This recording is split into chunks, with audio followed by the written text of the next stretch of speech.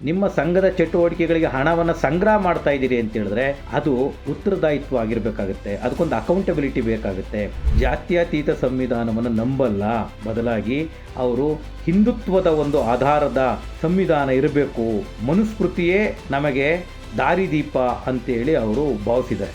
ಆ Z+ ಸೆಕ್ಯೂರಿಟಿಗೆ ಒಂದು ತಿಂಗಳಿಗೆ ಕನಿಷ್ಠ 35-40 ಲಕ್ಷ ರೂಪಾಯಿ ಖರ್ಚಾಗ್ತದೆ. ಸರ್ಕಾರದ ಯಾವ ಸವಲತ್ತುಗಳು ಬೇಡ ಅನ್ನೋರು ಈ Z ಸೆಕ್ಯೂರಿಟಿನ ಯಾಕೆ ತೊಗೊಳ್ತೀರ ನೀವು? ಆಯಿತು, ನೀವು ಸರ್ಕಾರ ಯಾವುದೇ ಪ್ರಶ್ನೆಗಳನ್ನ ಕೇಳಿದ್ರೆ ಅದಕ್ಕೆ ಉತ್ತರಿಸಲ್ಲ ಅಂತೇಳಿ ದಾಷ್ಟ್ಯವನ್ನು ತೋರೋದಾದರೆ ನೀವು ಸರ್ಕಾರದ ಯಾಕೆ ಸವಲತ್ತುಗಳನ್ನು ಪಡ್ಕೊಳ್ತೀರಿ? ರಾಜ್ಯದ ಗೃಹ ಸಚಿವರಾಗಿರ್ತಕ್ಕಂಥ ಮಲ್ಲಿಕಾರ್ಜುನ ಖರ್ಗೆ ಅವರು RSSನ ಮುಖ್ಯಸ್ಥರಾಗಿರ್ತಕ್ಕಂಥ ಮೋಹನ್ ಭಾಗವತ್ರವರಿಗೆ 8 ಪ್ರಶ್ನೆಗಳನ್ನು ಒಳಗೊಂಡಿರ್ತಕ್ಕಂಥ ಒಂದು ಪತ್ರವನ್ನು ಕಳಿಸಿದ್ದಾರೆ. ಆ ಪತ್ರದ ಪ್ರಮುಖವಾಗಿರ್ತಕ್ಕಂಥ ಅಂಶ ಏನಪ್ಪ ಅಂತ ಹೇಳಿದ್ರೆ, RSS ಭಾರತದ ಸಂವಿಧಾನದ ಅಡಿನಲ್ಲಿ ಯಾವುದೇ ನೋಂದಣಿಯನ್ನು ಮಾಡಿಕೊಂಡಿಲ್ಲ. ನಮಗೆ ಈಗಿರ್ತಕ್ಕಂಥ ಮಾಹಿತಿಯ ಪ್ರಕಾರ ದೊಡ್ಡ ಮಟ್ಟದ ಹಣದ ವ್ಯವಹಾರವನ್ನು ನೀವು ನಡೆಸ್ತೀರಿ ಮತ್ತು ಇಡೀ ದೇಶಾದ್ಯಂತ ಒಂದು ದೊಡ್ಡ ಸಂಸ್ಥೆಯನ್ನು ಕಟ್ಟಿದಿರಿ. ಇಂಥದ್ದೊಂದು ಸಂಸ್ಥೆ ದೇಶದ ಸಂವಿಧಾನದ ಅಡಿನಲ್ಲಿ ಯಾಕೆ ಇದುವರೆಗೂ ನೋಂದಣಿ ಮಾಡಿಕೊಂಡಿಲ್ಲ ಅಂತಕ್ಕಂಥ ಒಂದು ಪ್ರಶ್ನೆಯನ್ನು ಕೇಳಿದ್ದಾರೆ. ಈ ಪ್ರಶ್ನೆ ಅತ್ಯಂತ ಸಹಜವಾಗಿದೆ ಮತ್ತು ಅಧಿಕಾರವನ್ನು ನಡೆಸ್ತಕ್ಕಂಥ ಯಾರೇ ಆದರೂ ಕೂಡ ಇಂಥದ್ದೊಂದು ಪ್ರಶ್ನೆಯನ್ನು ಯಾವುದೇ ಸಂಸ್ಥೆಗಾದರೂ ಕೂಡ ಕೇಳಲೇಬೇಕಾಗಿರ್ತಕ್ಕಂಥದ್ದು. ನಮಗೆ ತುಂಬ ಚೆನ್ನಾಗಿ ಗೊತ್ತಿದೆ, ಇದ್ರ ಬಗ್ಗೆ ಸಾಕಷ್ಟು ಚರ್ಚೆಗಳು ನಡೀತಾ ಇದ್ದಾವೆ. ಆದರೆ ಇದರ ಮೂಲವನ್ನು ನಾವು ಅರ್ಥ ಮಾಡ್ಕೊಳ್ಳೋಕ್ಕೆ ಪ್ರಯತ್ನ ಪಟ್ಟರೆ, ಯಾಕೆ ಇವತ್ತು RSS ತನ್ನ ಸಂಸ್ಥೆಯನ್ನು ಅದು ನೋಂದಣಿ ಮಾಡಿಸ್ತಿಲ್ಲ? ನೋಂದಣಿ ಪ್ರಶ್ನೆ ಮಾತ್ರ ಅಲ್ಲ, ಸರ್ಕಾರದ ಈ ರೀತಿಯ ಯಾವುದೇ ಈ ಪ್ರಶ್ನೆಗಳಿಗೆ ಅಥವಾ ಈ ಪ್ರಕ್ರಿಯೆಗಳಿಗೆ ತನ್ನನ್ನು ತಾನು ಒಳಗೊಳಿಸ್ಕೊಳ್ತಾ ಇಲ್ಲ ಅಂತ ಹೇಳಿದ್ರೆ, ಬೇಸಿಕ್ಕಾಗಿ ಅವರಿಗೆ ಈ ಭಾರತದ ಸಂವಿಧಾನದ ಮೇಲೆ ಯಾವ ನಂಬಿಕೆಯೂ ಕೂಡ ಇಲ್ಲ. ನಮಗೆಲ್ರಿಗೂ ಗೊತ್ತಿದೆ, 2002ನೇ ಇಸ್ವಿಯವರೆಗೆ RSS ನಾಗ್ಪುರದಲ್ಲಿರ್ತಕ್ಕಂಥ ತನ್ನ ಕೇಂದ್ರ ಕಚೇರಿಯ ಮೇಲೆ ಭಾರತದ ತ್ರಿವರ್ಣ ಧ್ವಜವನ್ನು ಅದು ಹಾರಿಸಲೇ ಇಲ್ಲ.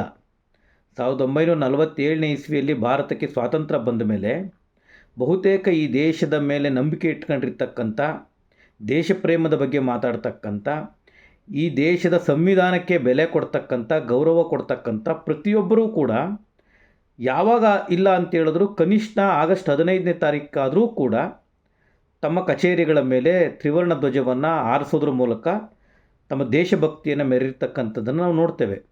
ಆದರೆ RSS 2002ರವರೆಗೆ ತ್ರಿವರ್ಣ ಧ್ವಜವನ್ನು ಹಾರಿಸಲಿಲ್ಲ. ಯಾಕೆಂದರೆ ಅವರಿಗೆ ಡಾಕ್ಟರ್ ಬಾಬಾ ಸಾಹೇಬ್ ಅಂಬೇಡ್ಕರ್ ಅವರ ನೇತೃತ್ವದಲ್ಲಿ ರಚನೆಯಾಗಿರ್ತಕ್ಕಂಥ ಈ ಸಂವಿಧಾನದ ಮೇಲೆ ನಂಬಿಕೆ ಇಲ್ಲ.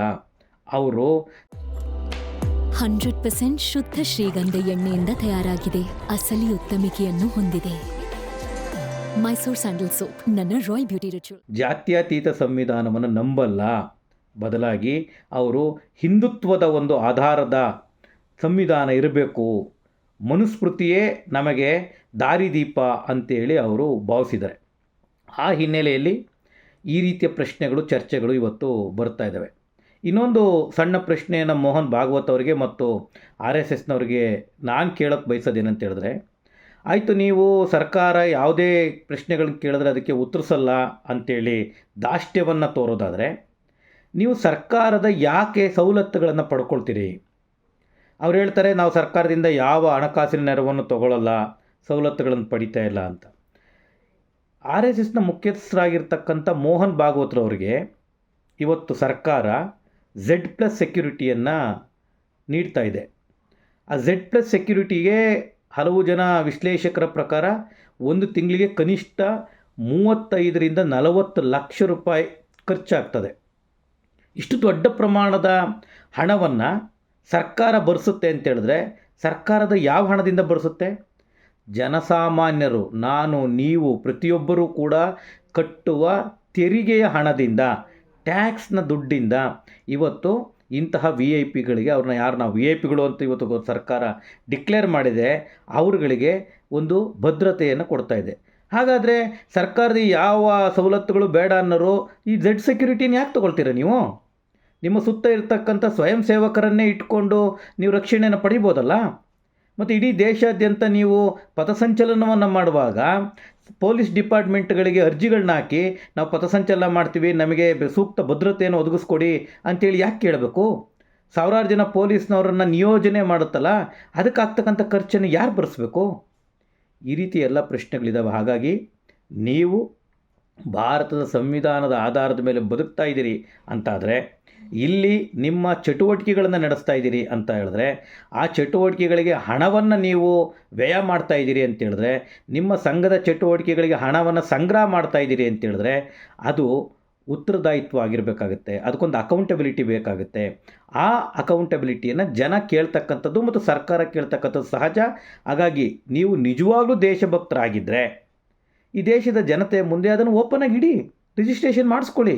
ಯಾಕೆ ಅಂತೇಳಿದ್ರೆ, ನೀವು ಈ ಥರದ ಕೆಲಸವನ್ನು ಮಾಡಲಿಲ್ಲ ಅಂತೇಳಿದ್ರೆ, ನೀವು ಮಾಡ್ತಾ ಇರ್ತಕ್ಕಂಥ ಕೆಲಸದ ಬಗ್ಗೆ ಸಹಜವಾಗಿ ಎಲ್ರಿಗೂ ಅನುಮಾನ ಬರುತ್ತೆ. ಆ ಅನುಮಾನವೇ ಖಾತ್ರಿ ಆಗ್ತಕ್ಕಂಥ ಪರಿಸ್ಥಿತಿ ನಿರ್ಮಾಣ ಆಗುತ್ತೆ. ಹಾಗಾಗಿ ಅಂಥದ್ದೇ ಅನುಮಾನದ ಆಧಾರದ ಮೇಲೆ ಇವತ್ತು ಗೃಹ ಸಚಿವರಿಗೆ ಪ್ರಶ್ನೆಯನ್ನು ಕೇಳಿದ್ದಾರೆ. ಅವ್ರು ಕೇಳಿರ್ತಕ್ಕಂಥ ಪ್ರಶ್ನೆ ಸಹಜವಾಗಿದೆ ಮತ್ತು ಸರಿಯಾಗಿದೆ. ಹಾಗಾಗಿ RSS ಇದಕ್ಕೆ ಉತ್ತರವನ್ನು ಕೊಡಬೇಕು ಅಂತೇಳಿ ಒಬ್ಬ ಭಾರತದ ಸಾಮಾನ್ಯ ನಾಗರಿಕನಾಗಿ ನಾನು ಬಯಸ್ತೇನೆ. ಮತ್ತಷ್ಟು ವಿಶೇಷ ವಿಡಿಯೋಗಳನ್ನು ನೋಡಲು ಮತ್ತು ಹೊಸ ವಿಡಿಯೋಗಳ ಬಗ್ಗೆ ತಿಳಿಯಲು ಈ ದಿನ .com ಯೂಟ್ಯೂಬ್ ಚಾನೆಲ್ ಸಬ್ಸ್ಕ್ರೈಬ್ ಮಾಡಿ ಮತ್ತು ಬೆಲ್ ಐಕಾನ್ ಕ್ಲಿಕ್ ಮಾಡಿ.